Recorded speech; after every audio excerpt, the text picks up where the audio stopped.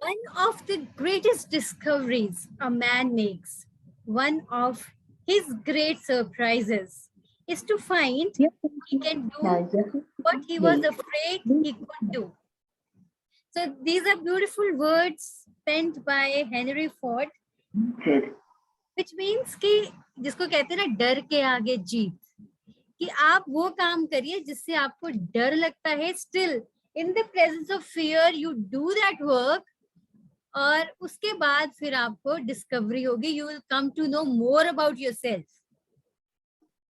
So here in the series of young entrepreneurs, I am introducing you to a very young, very vibrant guy, Devendra Pandey. 15 साल की उम्र में उसको डर लगा होगा, but then he decided at such a young age to support his family. He decided to take the complete responsibility of his family in his adverse conditions.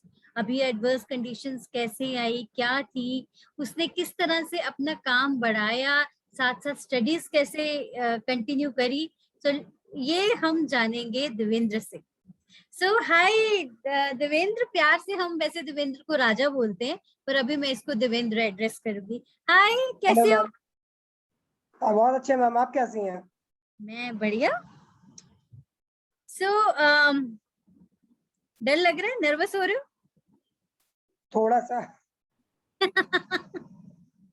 तो ऐसा डर तुम्हें तब भी तो राजा लगा होगा ना, जब तुमने पूरी फैमिली की रिस्पॉन्सिबिलिटी अपने कंधों पे ले ली होगी.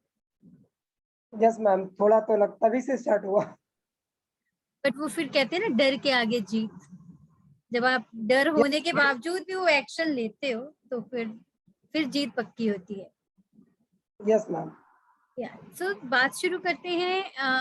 That what made you take so much of responsibility, because मैं तुम्हें दिन रात काम करते देखती हूँ, साथ में पढ़ाई करते देखती हूँ, तो ये कैसे शुरू हुआ? I mean what happened during your child? वो बचपन ही होता है, 15 साल की एज. तो अभी आप कितने साल के हो?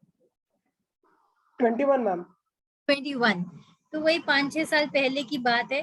तो मेरे को पूरा बताओ कि how what happened and how did you start doing the work along with your education.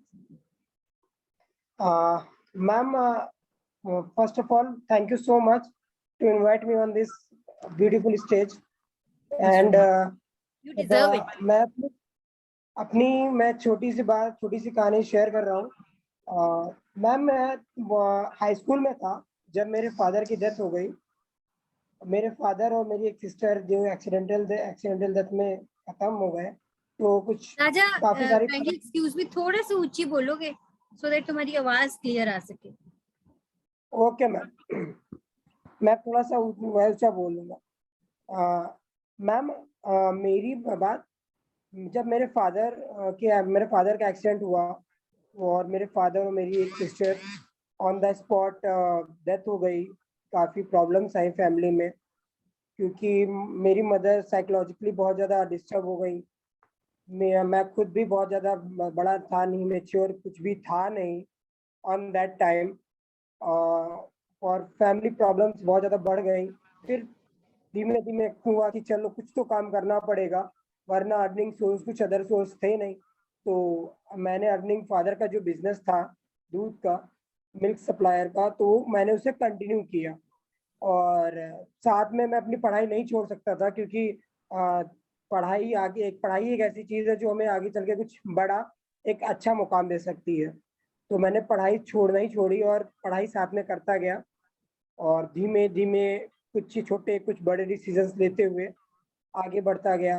और फिर इंटर किया, इंटर में अच्छे नंबर से पास भी हुआ. उसके बाद फिर ज्वाइन किया, LLB ज्वाइन करा मैंने 2 साल के गैप के बाद, क्योंकि बीच में कुछ फाइनेंशियल इश्यूज थे और कुछ और पर्सनल प्रॉब्लम्स हुई, जिनकी वजह से 2 साल में मेरी पढ़ाई छूट गई पूरी तरीके से. उन 2 सालों में आपने काम करा? यस मैम, काफी सारा काम आगे बढ़ाया.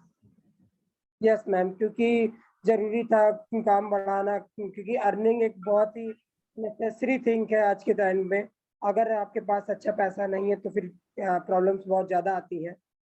तो उसके लिए अर्निंग स्टार्ट की, और विथ अर्निंग मुझे पढ़ाई करनी ही थी, क्योंकि मेरा अल्टीमेट एम एक ही था कि मुझे पढ़ एक लिख बार कर फिर कुछ से ऐसा बताना, बनना। इसको रिपीट करना। मेरा अल्टीमेट एम सिर्फ एक ही था कि पढ़ लिख कर कुछ अच्छा करना है, कुछ आगे जाना है, कुछ एक अच्छे मुकाम पे पहुंचना है, अपना नाम एक अच्छे पोजीशन पे पहुंचाना है कि नहीं, देवेंद्र पांडे सिर्फ एक छोटा सा बिजनेसमैन ही नहीं, कुछ एक अच्छा एम्प्लॉय या गवर्नमेंट एम्प्लॉय, जज जज बहुत मतलब श्योर अपने आप को मैं एक्सप्लोर करना चाह रहा था। तो मुझे पढ़ाई करनी थी। उसके बाद फिर मैंने एलएलबी ज्वाइन अच्छा, किया। एक मिनट, यहाँ से मैं थोड़ा सा इंटरप्ट करूंगी। अपने बिजनेस की जो जो फादर का बिजनेस था उसके बारे में बताओ कि वो किस तरह से आपने फिर मतलब पहले वो बिजनेस के बारे में बताओ और फिर आपने उसको किस तरह से आगे लेके गए। मैम, मेरे फादर बहुत ज्यादा बड़ा काम नहीं, एक छोटी सी चाय की शॉप चलाते थे, और साथ में दूध का काम करते थे। दूध सप्लायर डिस्ट्रीब्यूटर थे वो। मूल का काम था हमारे पास। तो उनकी डेथ के बाद मैंने उसको टेक ओवर किया। कुछ दिन तो काम कुछ नहीं किया। उसके बाद मैंने उसे टेक ओवर किया और आगे बढ़ाया काम को। पहले छोटे से स्तर से बहुत ज्यादा, क्योंकि काफी प्रॉब्लम्स थी, किसी से फाइनेंशियली हेल्प मिलनी नहीं थी, जो करना था खुद करना था। तो धीमे से उसको बहुत टाइम लगा बढ़ाने में, but end of the time मेरी सेल अच्छी हुई, क्योंकि कई सारे लोगों से मैं मिलता रहा। मैंने सबसे बड़ी बात मैम ये स्टार्ट की अपनी लाइफ में कि अगर बिजनेस करना है तो कॉन्टेक्ट बढ़ाने होंगे, ज्यादा से या ज्यादा लोगों से मिलना। तो मैं हमेशा लोगों से मिलता रहा। क्यों? शुरुआत में बहुत ज्यादा काम उनसे मुझे नहीं मिला, बहुत ज्यादा बेनिफिट्स नहीं आए, लेकिन आफ्टर सम डेज मुझे उनसे काम अच्छा मिलना शुरू हो गया। कुछ और सारे बेनिफिट्स मिले, और फाइनेंशियली और इमोशनली और बहुत सारी चीजें ऐसी रहीं जो मुझे उन कॉन्टैक्ट से मिले। जस्ट लाइक मैं अपने काम की वजह से बहुत से डॉक्टर्स से मिला, ऐसे डॉक्टर्स से मिला जो बहुत ज्यादा हेल्पिंग नेचर के रहे, और बहुत ज्यादा हेल्प उन्होंने की मेरी, ताकि मैं कुछ अच्छा कर सकूं।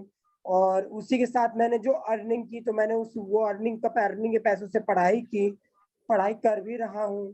तो उस बिजनेस को धीमे धीमे एक्सटेंड करता आ रहा हूँ मैम, और अभी भी उसमें वर्क चालू है, क्योंकि इसको भी बढ़ाना है, इसको भी रोकना नहीं है।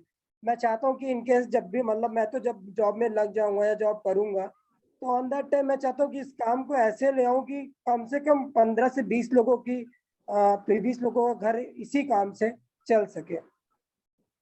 तो राजा, ये भी बहुत एक किस्मत की बात होती है, बहुत अच्छी किस्मत है तुम्हारी कि बहुत अच्छे लोग मिले जिन्होंने फाइनेंशियली भी सपोर्ट करा, मॉरली इमोशनली भी सपोर्ट करा, बिकॉज वो एक बहुत मुश्किल टाइम होगा, आई कैन वेल इमेजिन।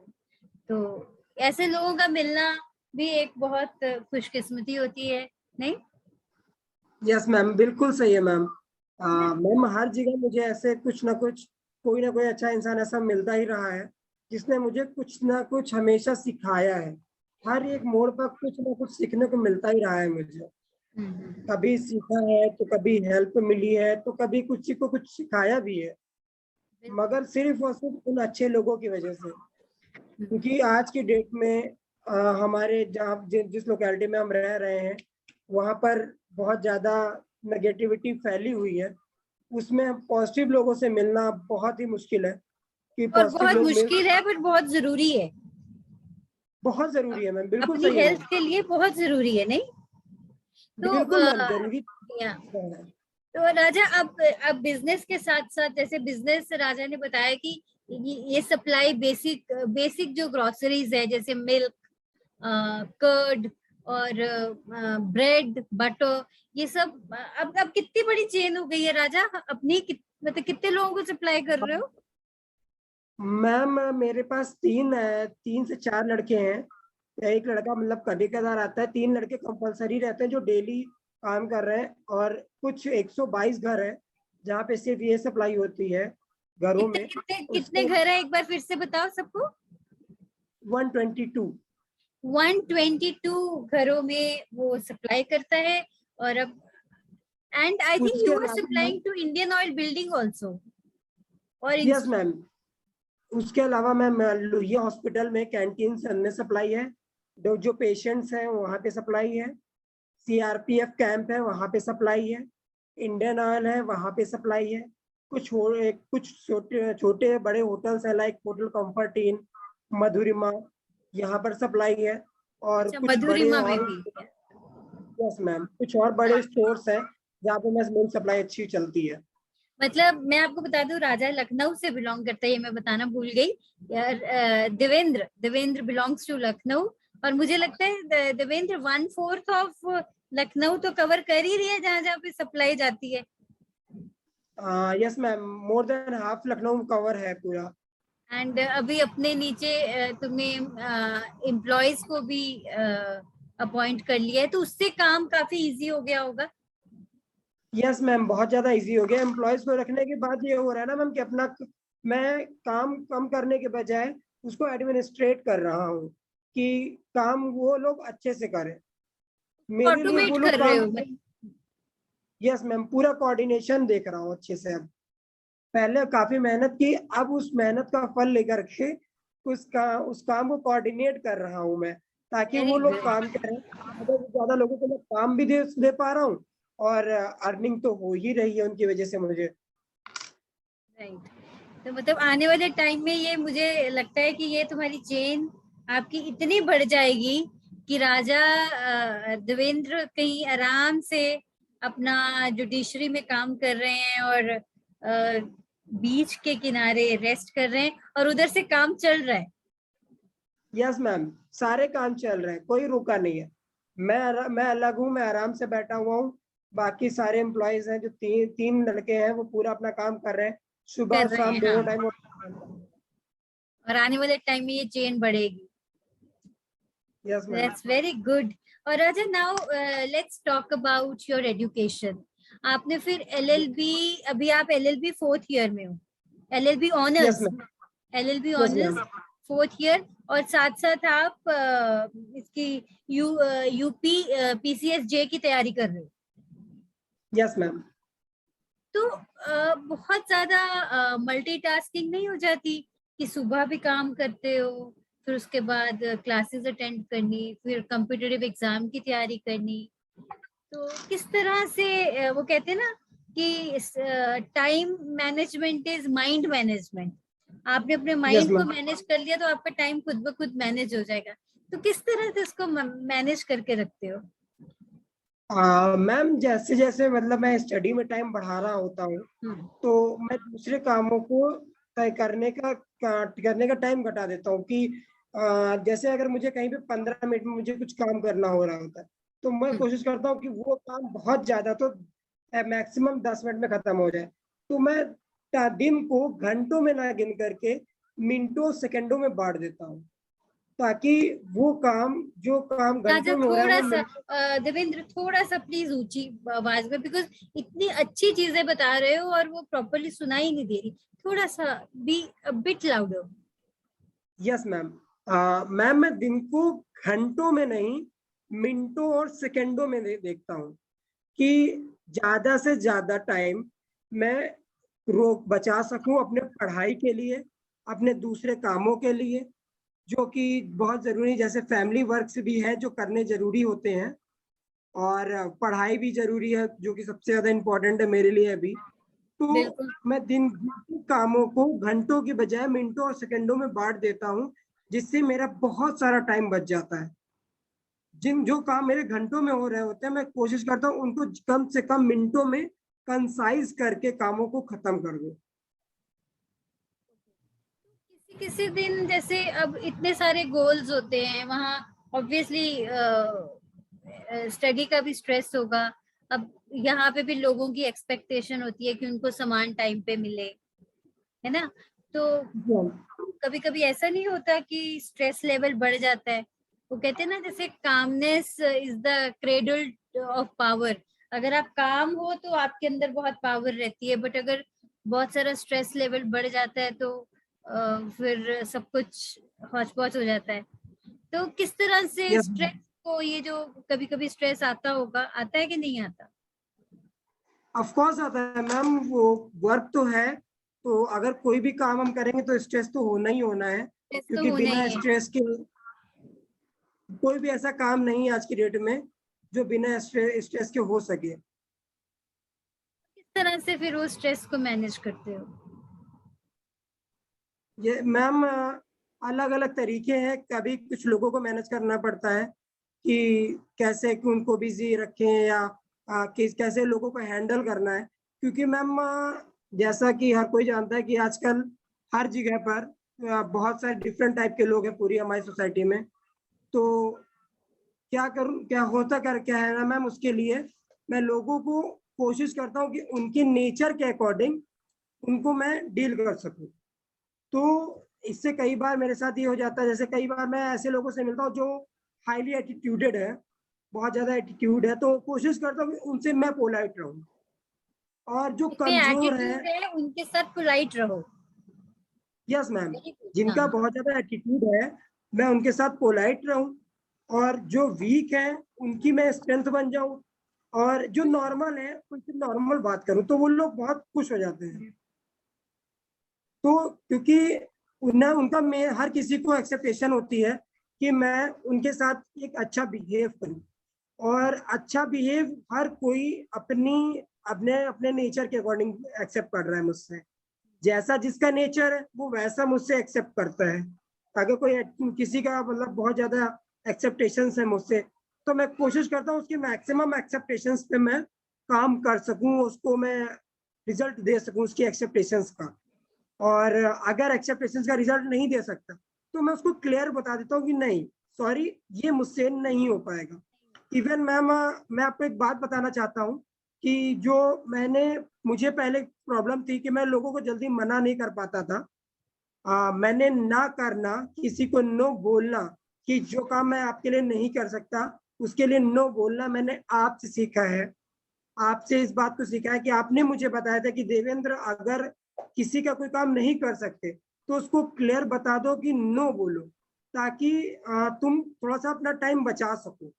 ये बात मैंने मैम आपसे सीखी है, ये बात आपने मुझे क्योंकि सिखाया था। क्योंकि ऐसा होता है ना कि अगर हम हर चीज में हाँ बोलते जाएंगे तो फिर हम कहीं, मतलब वी स्टैंड नो वेयर, हमारा खुद का टाइम तो जाता जाएगा। तो मैंने देखा कि राजा तो, चाहे मैं हूँ चाहे कोई भी है, वक्त पे वक्त अगर कोई सामान मंगवा रहा है तो वो जस्टिफाइड नहीं है। मतलब मैंने यही बोला था ना कि सुबह अगर अगर 10 बजे तक डिलीवरी करनी है तो 10 बजे के बाद नहीं करनी डिलीवरी, उसके बाद अपना यस टाइम है, ma'am, you have to focus on your studies. So yes ये मैम, बहुत एक बड़ा लाइफ स्किल है कि learn to say no to people. Yes उससे भी मैम, लोग क्लियर हो जाते हैं और आपका भी टाइम बच जाता है। सो यस मैम, उसे यस मैम, राजा, अभी जैसे एक क्वेश्चन बड़ा इंटरेस्टिंग सा है। आज से यस पांच मैम, साल बाद या 5 साल बाद you will be 26, yes ma'am. है ना? तो आज से 5 साल बाद अपने को कहाँ देखते हो? मैम मैं खुद को, जो कि मेरा ड्रीम, एम, गोल सब कुछ है, जुडिशरी, मैं खुद को उसमें देखता हूँ। और जो मेरा वर्क है उसको इस लेवल पे देख रहा होता हूँ कि अराउंड मोर देन 100 लोगों को मैं काम दे रहा हूँ, और वो लोग, उन लोगों का घर मेरे इसी काम की वजह से चल रहा है, जो मैं इस समय भी कर प्रेम रहा की हूँ उसको वजह बढ़ा से। कर। Yes ma'am, good. मतलब कितना sense of accomplishment and sense of contribution कि मतलब यस मैम, देवेंद्र, आप ये भी चाहते हो कि आप अपने आप को जुडिशरी में सेटल करो, और यस मैम, दूसरी तरफ ये चेन इतनी बढ़ जाए कि लोगों को इसमें, इसके थ्रू, इसके माध्यम से एम्प्लॉयमेंट मिले, ताकि उनका भी घर चल यस सके। मैम, यस मैम, इसीलिए मैंने इस काम को कभी छोटा नहीं समझा, और इस काम को कभी कम करने का नहीं सोचा। जितना बढ़ रहा है मैं अपने टाइम को मैनेज कर लूंगा, लेकिन उससे कई और लोगों को एम्प्लॉयमेंट मैं देना चाहता हूँ। क्योंकि मैम आफ्टर लॉकडाउन बहुत सारे लोग ऐसे हैं जो जिनकी जॉब्स चली गई, मजबूरन जो लोग एक अच्छे सैलरी उठा रहे थे 15,000 या 20,000, वो आज 6,000 8,000 में नौकरी कर रहे हैं वो लोग। तो मैं चाहता हूँ कि हर कोई ऐसे बिजनेस से जुड़ जाए जिसके ऊपर लॉकडाउन या किसी भी ऐसी चीज का फर्क ना पड़े, क्योंकि मैम ये नेसेसरी यूज है, नेसेसरी फूड है जो हमेशा हर किसी को चाहिए ही होता है। तो इससे जो लोग इस काम से जुड़ जाएंगे, जिनको मैं इनमें इसमें लगा दूंगा, वो हमेशा उनका ऑल ओवर द ईयर, मतलब साल के 12 महीने वो कमा सकेंगे। हो सकता है किसी महीने कम कमाएंगे, मगर कमाएंगे हर महीने। कभी उनको लॉकडाउन की प्रॉब्लम जैसे झेल आई है, ना जाने आगे और कौन कौन सी ऐसी प्रॉब्लम्स होंगी, जिसके लिए मुझे तैयार होना है और लोगों को चाहता हूँ कि वो इसके लिए तैयार रहें और उनको इसी काम के बिहाफ पर इस काम के तरीके जो काम से जोड़ करके उनको मैं अच्छी एम्प्लॉयमेंट देना चाहता हूँ। Got it. चल राजा, जैसे अभी जो सेल है इसमें ये सारी बेसिक ग्रोसरीज सप्लाई करना घरों में, लोगों को तो बड़ा कंफर्ट मिल जाता है, बट कोरोना के अंतर्गत, मतलब जब से ये कोरोना शुरू हुआ है और अब तक कोई इस तरह का कोई ब्रेकडाउन आया है या सेल कम हुई है या सेल उतनी की उतनी ही है? मैम जब लॉकडाउन टाइम में सेल डाउन होती है हम लोगों की, क्योंकि फिर सिर्फ घरों में सप्लाई होती है, ज्यादातर होटल्स बंद हो जाते हैं, बड़ी कैंटीन्स बंद हो जाती हैं। बट मेरी सेल में बहुत ज्यादा इफेक्ट पड़ा नहीं, क्योंकि मेरी सबसे ज्यादा जो सेल थी वो हॉस्पिटल, सीआरपीएफ कैंप और घरों की थी। तो मेरी सेल पे बहुत ज्यादा इफेक्ट पड़ता नहीं है मैम इसमें। हॉस्पिटल बंद नहीं होगा, घरों में सप्लाई जानी जानी है। और मैम सीआरपीएफ कैंप बंद हो नहीं सकता, क्योंकि वहाँ के सीआरपीएफ एम्प्लॉयज कैंप, एब्सोल्युटली। अच्छा, और मेरी सबसे ज्यादा तो राजा अभी अगर बताना चाहो तो मैं नो कि कितनी सेल हो जाती है और कितना उसमें आई मीन कितना उसमें बच जाता है, अगर इस चीज को डिस्क्लोज करना चाहो तो। मैम ओवरऑल 200 ट्रेज हैं जो सेल हो जाती है मेरी। 200 कैरेट है, लगभग लगभग 1,000 लीटर दूध के आसपास, 1,000 लीटर दूध के आसपास डेली की सेल हो जाती है। और एक काफी अच्छा अमाउंट मेरे अकॉर्डिंग, एक काफी अच्छा अमाउंट आता है जो जिसमें मैं सैलरी वगैरह लोगों की निकल जाती है। सबकी निकालने के बाद, सैलरी और बाकी सारी वो निकालने के बाद एक अच्छा अमाउंट होता है जो मेरे पास बच जाता है, जिससे मैं अपनी कॉलेज फीस, अपने सारे खर्चे, घर के खर्चे, अपनी कोचिंग फीस वगैरह इजीली निकाल लेता हूँ। Very good, this is something amazing. Thank तो यू। सो राजा, अब जैसे अभी एक एक क्वेश्चन जो अभी मेरे माइंड में आ रहा है कि जब आपके पापा इस बिजनेस को रन कर रहे थे, वो अब बात हो गई है ऑलमोस्ट 6 साल पुरानी, तो इन 6 सालों में आपने कुछ डिफरेंट करा है, कुछ और चीजें, इनोवेटिव चीजें बीच में, मतलब एक्सपेरिमेंटेशन करी है, इस काम को कैसे बढ़ाया है? I just want to know about that. Ma'am मैंने एक बात सोची थी कि अगर किसी अदर चीज जगह पर एक्सपेरिमेंट करने से या टाइम इन्वेस्ट करने से अच्छा है कि जो काम मैं कर रहा हूँ उसमें टाइम इन्वेस्ट करूँ और ज्यादा से ज्यादा लोगों से मिलूं और ट्राई करूँ काम बढ़ाने के बारे में। तो मैंने मैंने मैंने अपने ये मैंने ये क्वेश्चन पूछा है राजा, कि जो पापा भी यही काम करते थे, तो यस अब मैम। उस उस उस बीच में अब 6 ऑलमोस्ट 6 इयर्स हो गए हैं, तो 6 इयर्स यस में इस काम को किस तरह से आपने बढ़ाया है? उसमें कोई नई चीजें ऐड ऑन करी है? आई एम श्योर पापा अच्छा काम करते होंगे, बट जैसे जैसे समय बीतता है हम कुछ कुछ नया उसी बिजनेस में ऐड करते हैं, तो क्या क्या यस चीजें मैम। ऐड करी है, किस तरह से सेल बढ़ाई है? मैम पहले फादर जो करते थे मेरे, वो एक ऐसा शॉपकीपर करते थे, और अब मैं कंपनी के साथ जुड़ के काम कर रहा हूँ डायरेक्ट। उससे पहले वो एक ऐसा शॉपकीपर थे, मैं कंपनी के साथ जुड़ा हुआ हूँ। उसके अलावा मैं सिर्फ मिल्क नहीं, उसके साथ कई सारी जैसे ग्रोसरीज के आइटम्स हैं और अदर आइटम्स हैं जो जिसकी भी किसी को नीड होती है, सारे आइटम्स की मैं सप्लाई करवाता हूँ। कोई एक पर्टिकुलर आइटम ऐसा नहीं है जो मैं नहीं करवाता। अगर किसी मेरे कस्टमर ने फोन किया कि मुझे कुछ एक्स्ट्रा चाहिए, तो मैं लड़कों को वो काम दे देता हूँ कि जाओ ये ले जा करके उनको दे दो और इससे उनसे इतना एक्स्ट्रा चार्ज ले लेना। इसकी वजह से काफी सारा काम मेरा बढ़ा है। और मैंने एक्सपेरिमेंट में मैम मैंने ये किया कि लोगों के पास मार्केट में मैम पैसा लगाना जरूरी हो जाता है, तो मैंने मार्केट में काफी अपना जो भी एज मच पॉसिबल मेरा फंड, मेरी फाइनेंशियल कंडीशन अलाउ कर रही थी, वो फंड मैंने मार्केट में लगा दिया, जिसकी वजह से काफी एक सेल काफी हद तक ग्रो कर गई, क्योंकि लोगों को उससे कई सारी हेल्प मिल रही है। अगर मैं अपना अपना फंड उनके पास लगा रहा हूँ तो वो उस फंड से काम अपना बढ़ा रहे हैं, उस जो वो काम बढ़ा रहे हैं उसमें मेरा बेनिफिट हो रहा है, उसकी वजह से जो मुझे सेल बढ़ रही है वो बढ़ रही है। उसके अलावा जो मेरा फंड उनके पास लगा है, उससे मेरे परसेंटेज जो मुझे मिल रहा है, एक्स्ट्रा परसेंटेज, वो भी मुझे मिल रहा है। मेरी सेल मुझे बढ़ रही है, मेरा परसेंटेज मुझे मिल रहे हैं, मार्केट में नेम वैल्यू मेरी बढ़ रही है। तो काफी सारे इम्प्रूवमेंट आ रहे हैं ma'am, day per day improvement बढ़ रहा है। अब कोशिश यही मैम कि इसको और ज्यादा एक्सपेंड अभी करता जाऊंगा। बिल्कुल बिल्कुल। तो क्योंकि ना हर बिजनेस में होता है एक सैचुरेशन पॉइंट आ जाता है, जिससे लगता है कि नाउ व्हाट नेक्स्ट, इसको कैसे बढ़ाया जाए, यहाँ से आगे कैसे जाया जाए। तो वो सैचुरेशन पॉइंट राजा देवेंद्र आपके भी उसमें आया है कि कभी दिमाग में आए कि अब एक सैचुरेशन जैसे एक आ जाती ना, दीवार से आ जाती, अब इससे आगे कैसे जाया जाए।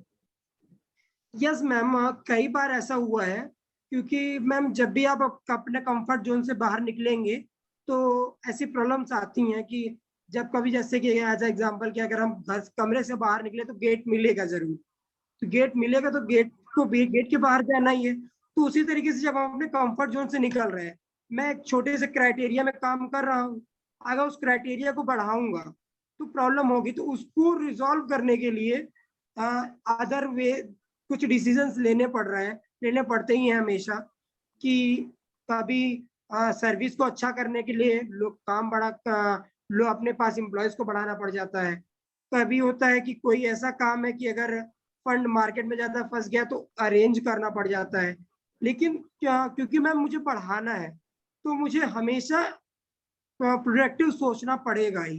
कुछ नया हर रोज एक नई बात दिमाग में ला करके प्रोडक्टिव आइडियाज लाने पड़ेंगे, हर एक बार कुछ नया, ताकि मैं मार्केट में मैं अपना नाम बना सकूं, अपने काम को एक्सपेंड कर सकूं। और बहुत सारी चीजें हैं जो हमें बाजार में बने रहने के लिए जरूरी होती हैं।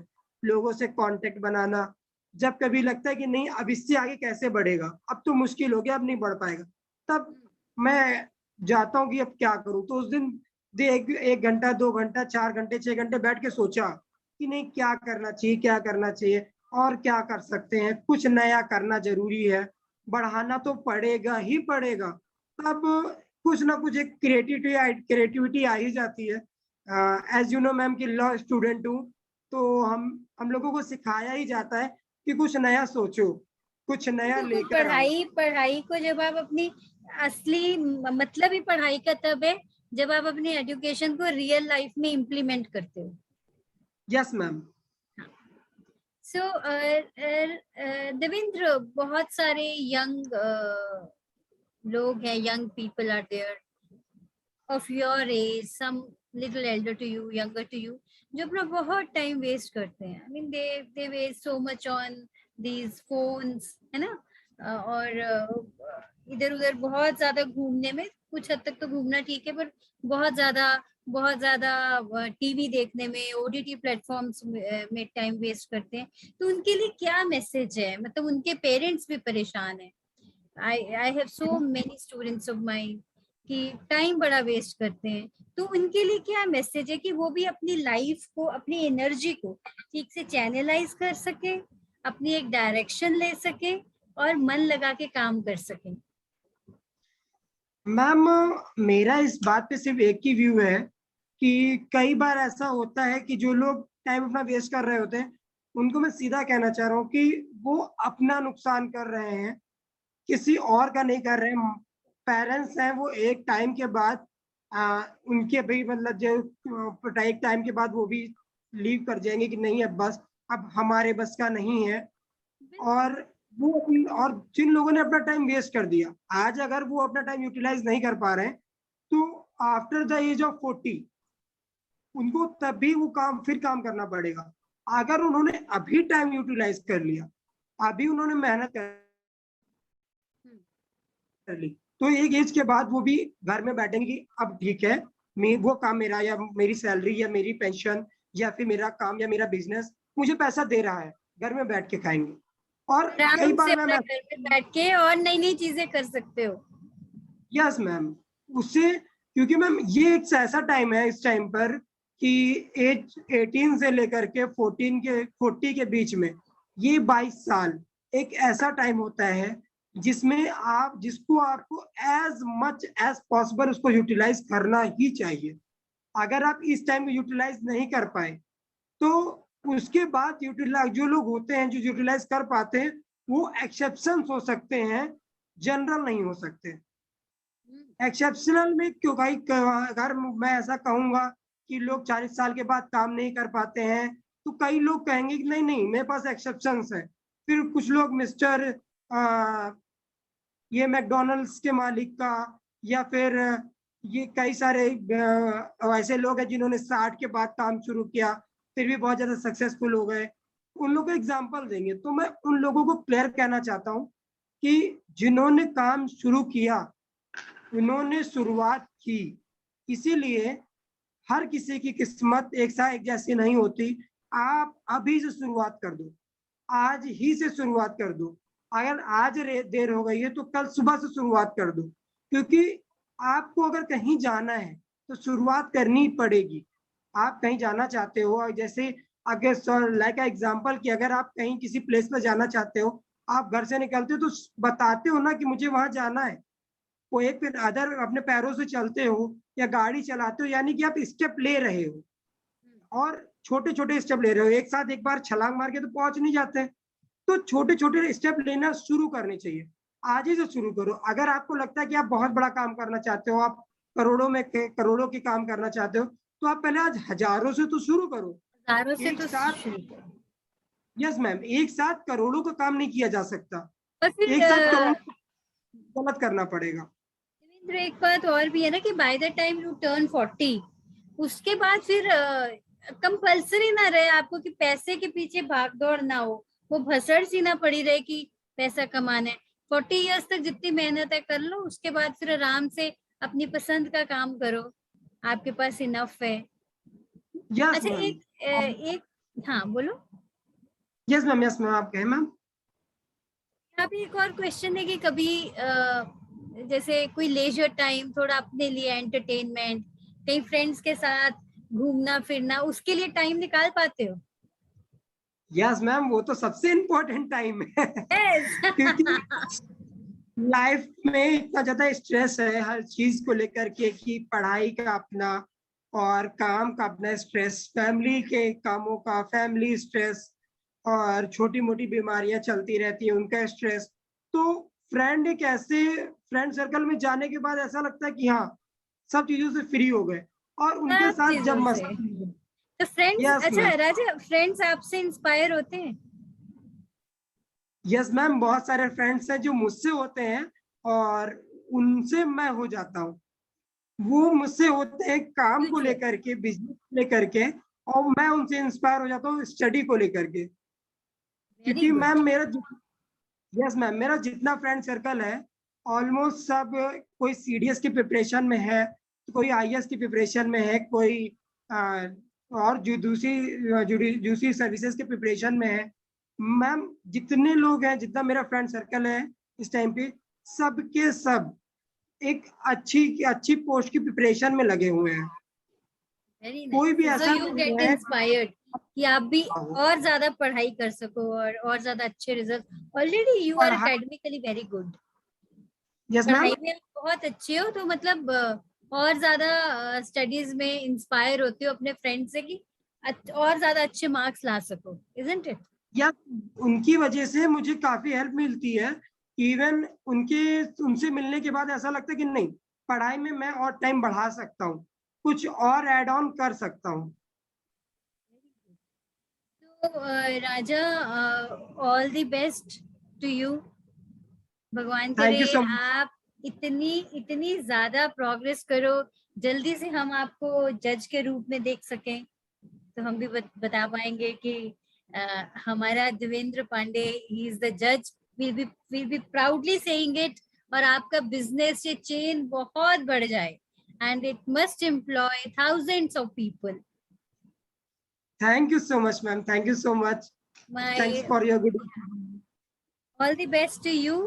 एंड गाइस, अगर आप भी कुछ इस तरह का काम कर रहे हैं जो एक रैट रेस से हटके है, जो एक अलग ही इनिशिएटिव है, so do contact me on my Instagram at Kenny Gogia and do subscribe my channel and share this video। इसको इतना शेयर कीजिए कि देवेंद्र की जो स्टोरी है, देवेंद्र की जो इंस्पिरेशन है, वो हर एक इंसान तक पहुंचे, ताकि वो भी अपने अंदर अंदर की पावर को जनरेट कर सके और आगे बढ़ सके। सो thank you so much. Shortly I'll be coming again with my next episode of the series of young entrepreneurs. Thank you. Bye, Raja. Bye Bye. Ma'am, thank you ma'am.